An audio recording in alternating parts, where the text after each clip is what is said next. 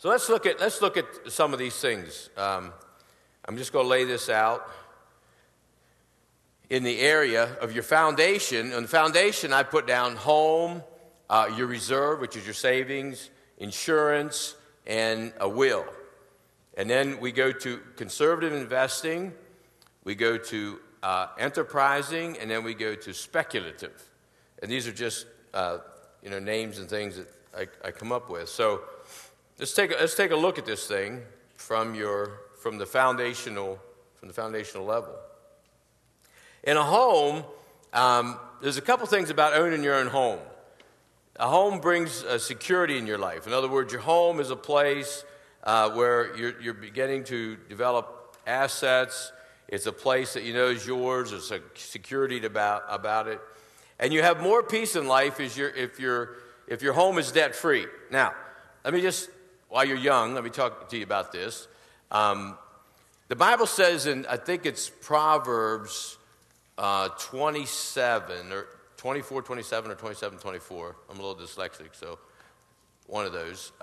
It says, do the outside work first, then build your house. So let me give you an example of what I like to teach young people, and some have done it, some have not. But my daughter did it, my son did it. When they were 18, I got them involved in buying a property. See, it says, do the outside work first, then build your house. So my daughter has a 3-unit place, and she's getting ready to get married. And she goes, oh, Dad, here's what I'll do. If I live in the one section of this, the other rents will take care of the payments, and I can live rent-free.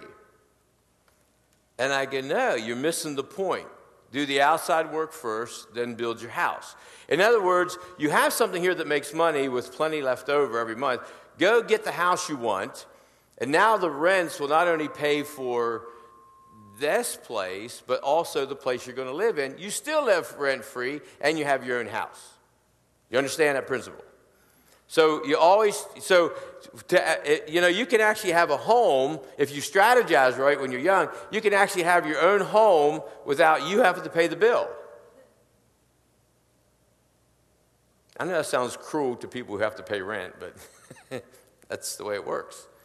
And so my son did the same thing. When he's 18, he gets a duplex. Now, in his case, he gets a duplex, and he gets another duplex, and he gets another duplex, and he goes to college. So while he's in college, he doesn't have to work to keep going through college, because the amounts that are over the mortgage payment on all the properties end up, it's his spending money that he needs for school. In other words, I'll pay his education, but he has to buy his books, he has to buy, all the other things, and where most kids have to have a job, he's free to study because he has this income that's greater than his expenses. So he's allowed to he can go to college that way. So do the outside work first, then build your house.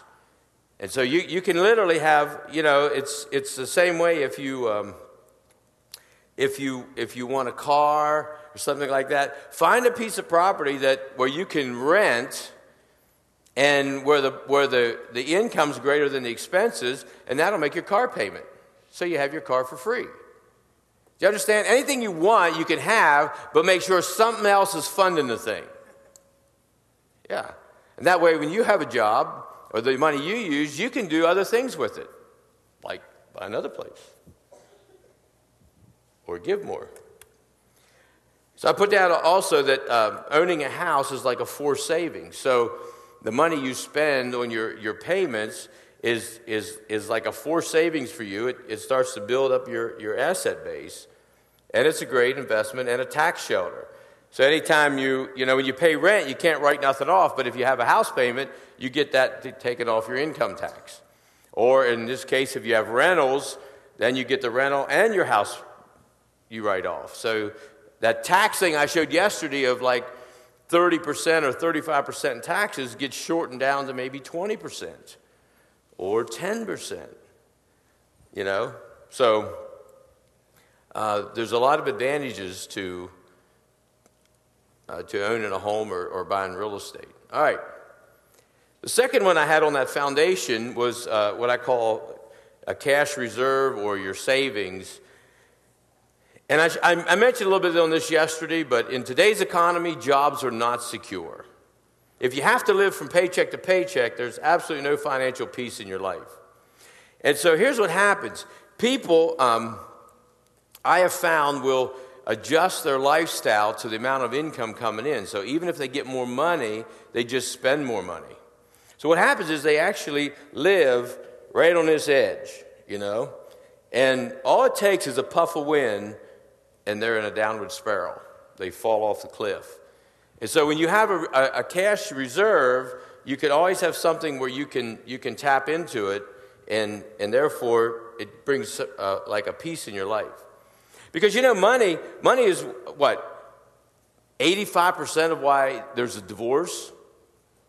Money is a real stronghold. I mean, it's when I said yesterday, it has a life. It has a life. And it can cause misery in your life. It can cause harassment, or it can be an absolute place of enjoyment. And it depends on what you do with it, it determines what it's going to be in your life. And when you spend everything you make, you subject yourself to a life of stress, fear, uncertainty, and constant laboring under debt. Okay. I put in insurance because, again, I was telling you yesterday about a program that we have where we take furniture and things to the poor and people who are in distress or whatever. And almost many of those incidences where there's been something came into their life, they weren't properly insured. I mean, there was a family lived in a fairly nice home, and they called up and they needed something. And what happened was, not even a fault of their own, the lady and her 5 children were driving, and someone ran a light and hit them, flipped the car upside down. So now 2 of the children are injured, and the other guy wasn't insured, and so they just lost everything in that whole thing. And so not only do we insure ourselves, but we insure for other people. We make sure that we're insured against other people. So that's why I say insurance brings peace in your life, knowing that when a storm comes, you'll be covered. Or if you own a business, insurance covers your mistakes. Or like that incident I just told you about, it's our Christian responsibility to be properly insured, so that if anything happens where we make a mistake and someone else is injured, they need to be fully covered by our mistake. You understand that? It's just spiritual integrity. It's an integrity issue with us. And then a will. I know you're young, but if you don't have a will, what you build will be lost to the government. And without a will, there's nothing to give to the next generation. And upon death, 75% of the people do not have a will. But remember the first 2 years of marriage where I said it was really hard. At the end of that time, I had this opportunity to get in business. And so I decided I needed a will. And now I'm sitting on the edge of where I have nothing, except, the house I have. But I have very little. And I decided that I'm going to write a will. And in the will, I put that everything I ever gain, in other words, remember yesterday we were talking about a tithe. I put that I would give the Lord 25% of all my income. In other words, I put it in the will and had it documented as a legal document. That was the turning point of my life. I'm not going to say it was the will, but I think God saw a legal document that said, you know what, this guy is serious, everything. Jacob did this. Jacob lies. He deceives his brother, steals his inheritance, takes off. I mean, he's a weasel. He's a conniver. He's Jacob, Israel. He goes and he runs away, and one night God visits him. Remember the ladder from heaven? God visits him. And he gets up in the morning, this little arrogant boy. He goes, wow, I think God might have been here last night. Tell you what, God. Look what he said. It's so arrogant. He goes, tell you what, God. On this journey I'm in. Hey, technically, I'm running for my life. I'm about to be killed. But on this journey I'm in, if you'll watch over me, if you'll protect me, if you'll give me food and you give me clothing, and he names all the things he wants, he says, I'll flip you 10%. God took him up on it.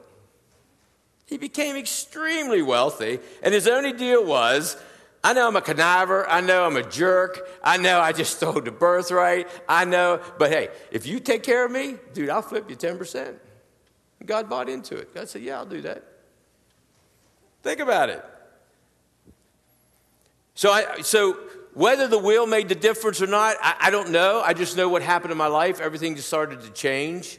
And that's still my document, that actually I moved that up, but that's how I got started. So